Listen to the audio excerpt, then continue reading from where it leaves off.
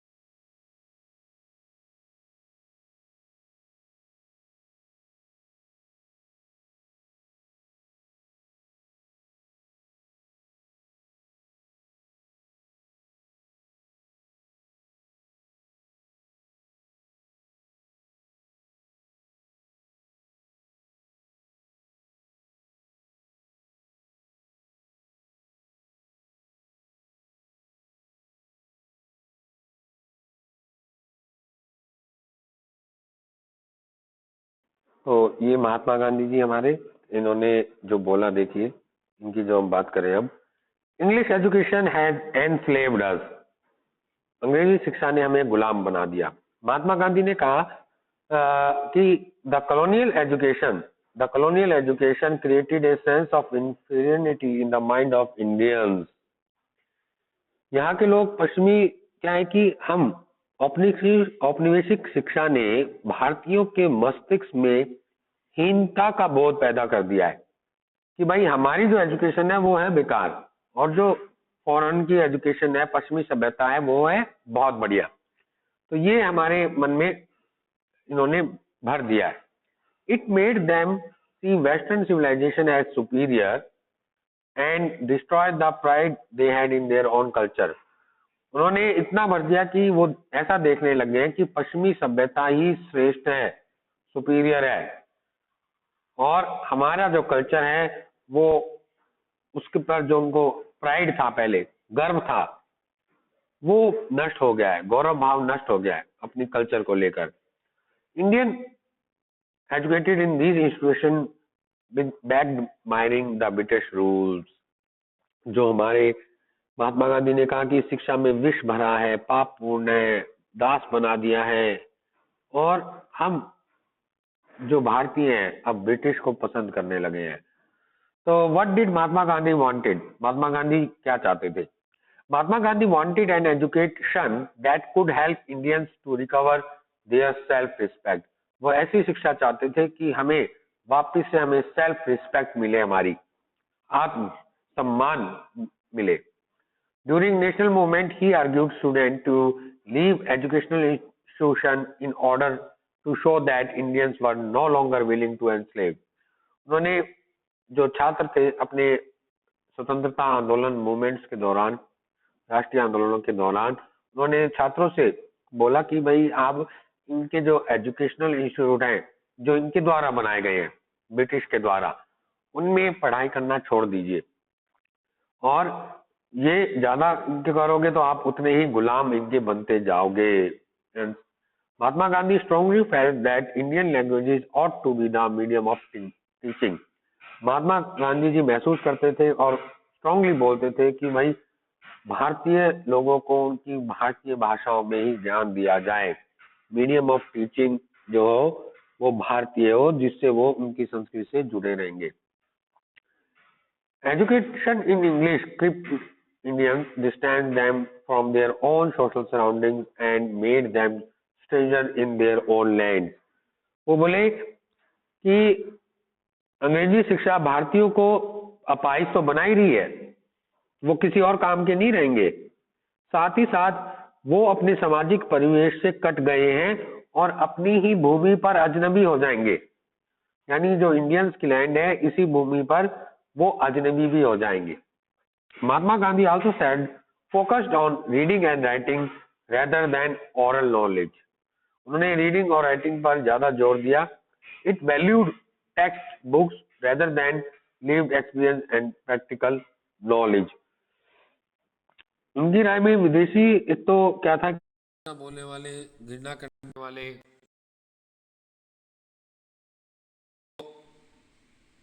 भारतीय अपनी जनता से जोड़ने के तौर तरीके भूल चुके हैं। उन्होंने मौखिक ज्ञान की बजाय केवल पढ़ने और लिखने पर केंद्रित किया। पाठ्य पुस्तक पर जोर तो दिया जाता है उसमें, लेकिन जीवन अनुभव और व्यवहारिक ज्ञान की अपेक्षा नहीं होती। उन्होंने कहा कि भाई रीडिंग और राइटिंग पर ज्यादा जोर दीजिए, ठीक है, और क्योंकि टेक्स्ट बुक्स में किताबी ज्ञान तो मिलेगा लेकिन एक्सपीरियंस और नॉलेज नहीं मिलेगी, ये उनका कहना था। लिटरेसी और simply learning to read and write by itself didn't count as education. पढ़ना लिखना, केवल लिखना और आना ही नहीं है अपने को, क्या है कि उन्होंने ये भी कहा कि हमें read and write by itself didn't count as education. अगर हम खुद से पढ़े लिखे तो उससे बढ़िया शिक्षा एजुकेशन कोई नहीं है। हम खुद से लिखना पढ़ना जानते हैं, रीड एंड राइट कर पा रहे हैं, खुद के विचारों को लिख रहे हैं, वो अपने आप में एजुकेशन है। देखिए अभी जो गांधी जी का तर्क यह भी था कि शिक्षा से व्यक्ति का दिमाग और आत्मा विकसित होनी चाहिए। उनकी राय में केवल साक्षरता पाना ही शिक्षा नहीं